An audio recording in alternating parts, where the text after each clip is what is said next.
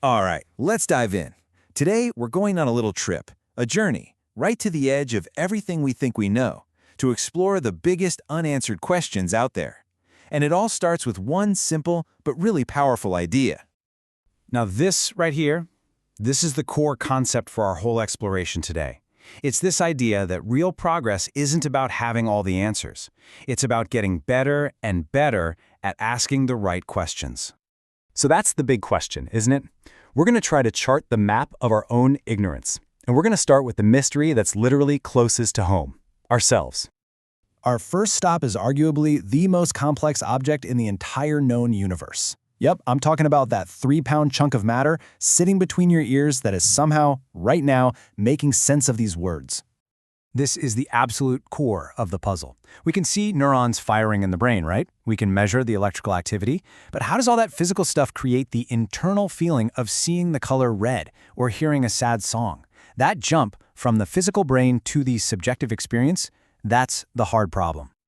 And to try and solve this, scientists have two leading theories that are, well, completely at odds. One, the global workspace theory, says consciousness is like a spotlight. Information becomes conscious when it's broadcast across a specific network. But the other, integrated information theory, says consciousness is a kind of complex information structure. They're so different they can't even agree on where in the brain it's all happening. And it's not just consciousness. Think about something as basic as a memory. We still don't know the exact physical way a single memory is stored. This physical trace, called an engram, is still one of the most mysterious things in biology. The brain is very much still a black box. Okay, so the mystery of our own minds is huge, but it's actually nestled inside an even bigger one, the enigma of life itself. The single biggest question in biology is, how did any of this start? The origin of life isn't just one mystery, it's a whole chain of them. We don't have a full picture for how basic chemistry suddenly cooked up something as incredibly complex as DNA, or how that DNA settled on a universal code, or how it all got wrapped up neatly inside the very first cell. Now just look at this number for a second. Let it sink in. What in the world could this possibly represent? That is the percentage of microbial life on our own planet that we have yet to discover. It's incredible. Just like the cosmos has dark matter, biology has its own vast, invisible universe. The vast majority of life on Earth is a complete mystery to us. And even something as familiar as getting older is being looked at in a totally new way. The modern view isn't just that our bodies wear out, it's that we're losing information. Over time, the biological data that makes us, it gets corrupted. So aging really happens on a few different levels. Our genetic blueprint, our DNA, accumulates errors. The little protective caps on our chromosomes wear down with every division. And our internal repair crews, our stem cells, they just start to run out. It's a system-wide breakdown of our biological information. All right, time for the final leap. We're zooming out now, past our bodies, past our planet, to the grandest scale of all, the universe itself.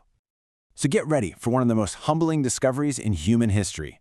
Everything we see, every star, every planet, every galaxy, you, me, everything, all of it makes up just 5% of the universe. The other 95% is something else. That's right. The vast, vast majority of reality is made of dark matter and dark energy. We can see their gravitational effects, so we know they're there, but we have absolutely no idea what they are. And here's the real kicker. Even the 5% we think we understand is built on a shaky foundation. Our two greatest theories in physics, general relativity for the very big stuff and quantum mechanics for the very small stuff, are masterpieces. But here's the problem. They don't work together. When you try to use them both, like inside a black hole, the math just breaks. They fundamentally contradict each other. And this conflict creates some impossible-sounding paradoxes. For example, a core rule of quantum mechanics is that information can never, ever be destroyed. But according to relativity, black holes do exactly that. So what gives? It's a massive contradiction that points to a huge gap in our understanding of reality itself. So, after this whole journey, from the inside of our minds to the far edges of the cosmos, where does this leave us? Is there anything that connects these giant separate mysteries? It looks like there is. A single thread seems to run through all of it. The puzzle of consciousness is about how the brain processes information. The origin of life is about the origin of genetic information. And the paradox of black holes is about the fate of physical information. It's all connected. And this kind of flips the whole thing on its head, doesn't it?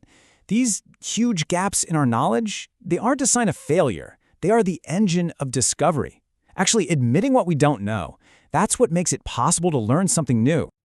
And that brings us to the ultimate frontier. It's not just about solving the questions we have right now. It's about discovering the next, even deeper questions that are waiting just over the horizon. What do you think they'll be?